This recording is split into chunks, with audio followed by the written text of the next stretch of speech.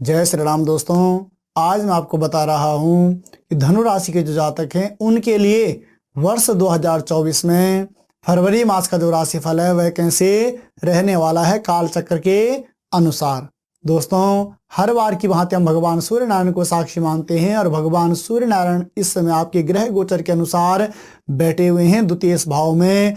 और द्वितीय भाव यानी कि आपका धन धान्य का भी है और साथ ही साथ यह क्या है, दान और जीवा का क्षेत्र भी है। तो दान और जीवा का क्षेत्र का ये तात्पर्य होता है दोस्तों, इस समय दान की प्रवृत्ति भी आपकी बनी रहेगी और साथ ही साथ धन धान्य में भी आपकी काफी हद तक वृद्धि होने वाली है। तो समझ लीजिए कि भगवान सूर्य नारायण आपके लिए क्या है, यहाँ पर एक अच्छे फलीभूत होने वाले हैं। पुनः दोस्तों 12 तारीख के बाद क्या है, भगवान सूर्य नारायण का राशि परिवर्तन हो रहा है। राशि परिवर्तन का ये तात्पर्य कि यह आपके तृतीय भाव मांगे कुंभ राशि में प्रवेश करेंगे। कुंभ राशि में प्रवेश करने का ये तात्पर्य है कि हमारा पराक्रम का क्षेत्र भी है और साथ ही साथ यह हमारा स्वयं का क्षेत्र भी है। तो दोस्तों यहाँ पर एक चीज जरूर यह है कि जब भगवान सूर्य नारायण यहाँ पर प्रवेश करेंगे तो समझ लीजिए कि इन चीजों में आपकी वृद्धि होने वाली है। मगर जब यहाँ पर शनि बैठे हुए हों, पिता और पुत्र का जो योग यहाँ पर बन रहा है, तो इससे समझिए कि थोड़ा सा कुछ मतलब मतभेद, भाई बहनों के साथ में कुछ मतभेद होने के चांसेस भी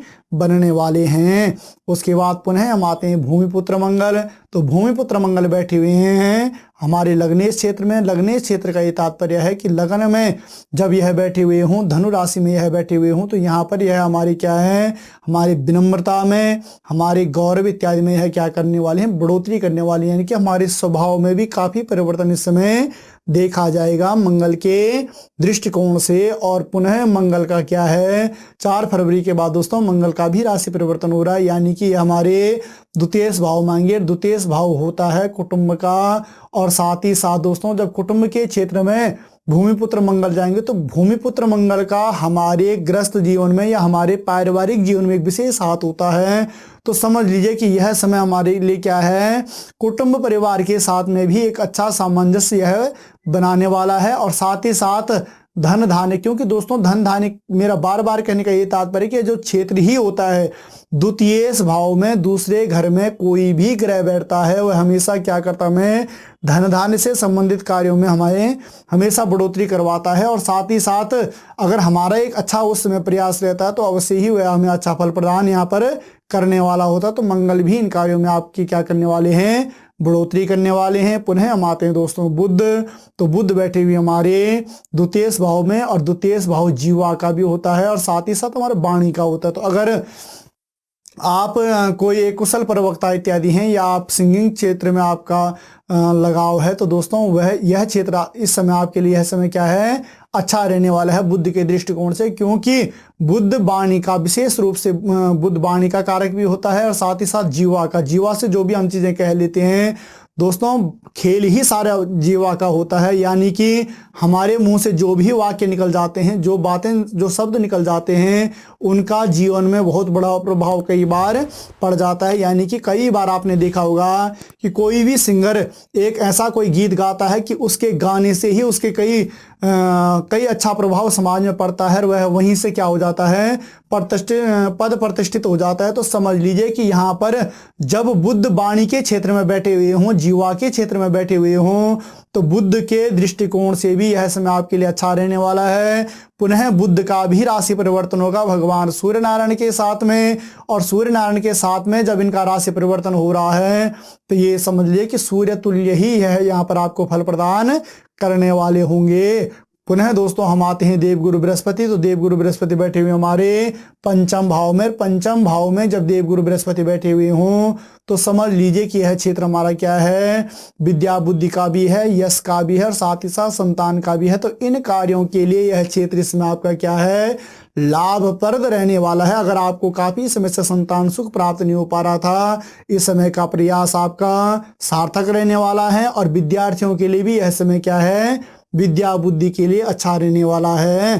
पुनः दोस्तों हम आते हैं शुक्र में। तो शुक्र बैठे हुए हमारे लग्नेश क्षेत्र में। लग्नेश क्षेत्र में जब शुक्र बैठे हुए हों तो समझ लीजिए कि आपका इस समय शरीर, रंग, रूप इत्यादि ज्ञान इत्यादि में हर एक चीज में क्या है, यहाँ पर एक अच्छी बढ़ोतरी है करने वाले हैं, क्योंकि शुक्र होता ही इनका कारक है, शारीरिक रूप रंग का भी होता है, और साथ ही साथ दोस्तों आपकी जो पर्सनालिटी इत्यादि होती है उसमें जो भी एक निखार अलग से उत्पन्न होता है उसका कारक भी शुक्र ही होता है। तो शुक्र जब यहाँ पर बैठे हुए हों तो अवश्य ही यह इन चीजों के लिए आपके लिए यहाँ पर लाभप्रद रहने वाले हैं। पुनः शुक्र का भी राशि परिवर्तन हो रहा है, यानी कि 10 तारीख के बाद 10 फरवरी के बाद इनका राशि परिवर्तन होगा, और 10 फरवरी के बाद जब इनका राशि परिवर्तन होगा तो वह होगा द्वितीय भाव में, जो कि शुक्र का स्वयं का क्षेत्र भी माना जाता है।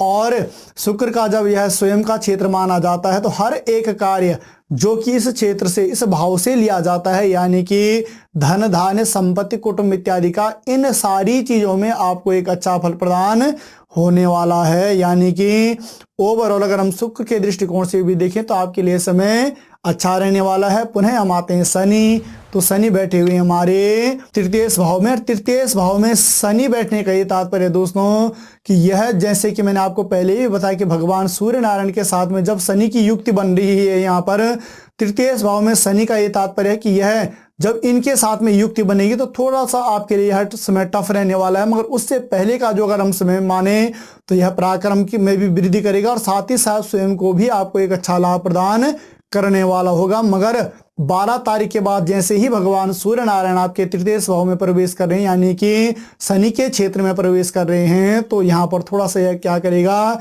भाई बहनों के साथ में जो आपसी आपका तालमेल बन रहा है उसमें काफी यह दिक्कतें लाने वाला है। तो दोस्तों आपको थोड़ा सा इन चीजों का विशेष रूप से ध्यान रखना पड़ेगा। शनि के निमित्त जो भी आपको मतलब हमने पिछले वीडियो में शनि के निमित्त जो भी अरिष्ट निवारण इत्यादि के लिए कोई मतलब उपाय इत्यादि बताए हैं, तो आप यहाँ पर वह उपाय करें, अवश्य ही आपको शनि के द्वारा अच्छा एक लाभ प्रदान होगा। पुनः हम आते हैं राहु। राहु बैठे हुए हमारे चतुर्थ भाव में, और चतुर्थ भाव यानी माता का घर भी होता है। माता के घर का तात्पर्य ये होता है दोस्तों कि यह जब राहु यहाँ पर बैठा हुआ हो, राहु एक क्रूर ग्रह है, अवश्य ही यह इन चीजों से संबंधित कार्यों में हमें थोड़ा दिक्कतें लाएगा, यानी कि माता के स्वास्थ्य से संबंधित भी दिक्कत लाएगा, और ये मान लीजिए कि हृदय से संबंधित कुछ भी आघात इत्यादि मतलब किसी जीवन में उत्पन्न करवा सकता है। तो थोड़ा सा हमें यहाँ पर इन चीजों का ध्यान रखने की आवश्यकता पड़ेगी। पुनः हम आते हैं केतु। केतु बैठे हुए पिता के घर में, पिता का क्षेत्र भी है, अधिकार का क्षेत्र भी है। तो राहु केतु जब माता और पिता के भाव में बैठे हुए हों तो समझ लीजिए कि थोड़ा स्वास्थ्य का हमें यहाँ पर ध्यान रखना ही चाहिए। बाकी रही बात आपके अधिकार क्षेत्र की, आपके कारोबार की, तो इनमें वृद्धि अवश्य होने वाली है। तो ओवरऑल दोस्तों देखें कि धनु राशि के जो जातक हैं उनके लिए फरवरी 2024 का जो मासिक फल है यह अच्छा रहने वाला है। दोस्तों आपको हमारा यह वीडियो कैसे लगा, आप इसे लाइक भी करें, शेयर भी करें, और मिलते हैं पुनः एक नए वीडियो में। तब तक के लिए जय श्री राम।